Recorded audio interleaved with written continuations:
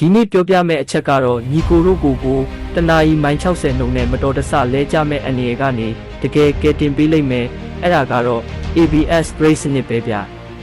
သူတေသနာတွေအရဆိုင်ကယ်တွေမှာပါတဲ့ ABS စနစ်ဟာအသက်အန္တရာယ်ဖြစ်စေတဲ့ဆိုင်ကယ်မောက်မှုတွေကို30%ရာခိုင်နှုန်းအထိအံ့ဩစရာကောင်းအောင်ရှော့ချပေးနိုင်တယ်လို့ဆိုတဲ့ဗျကားတွေလိုဘီလေးဘီမရှိပဲဆိုင်ကယ်မှာဘီနှစ်ဘီပဲရှိတာကြောင့်အရေးပေါ် brake ဆောက်အုပ်လိုက်ရင်ဘီကချက်ချင်းလော့ဖြစ်ပြီးရှော့တိုင်းမောက်တတ်ပါတယ်ဒါပေမဲ့ ABS စနစ်မှာကြတော့ဘီတွေနားမှာ micro sensor လေးတွေပါဝင်ပါတယ်အဲ့ဒီ sensor တွေကတစ်စက္ကန့်ကိုအကြိမ်ပေါင်းများစွာဘီလေနှုန်းကိုကွန်ပျူတာနဲ့တွက်ချက်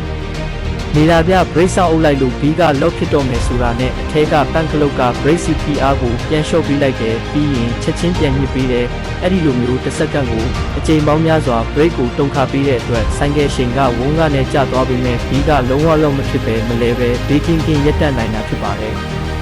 ညီကိုတို့ရဲ့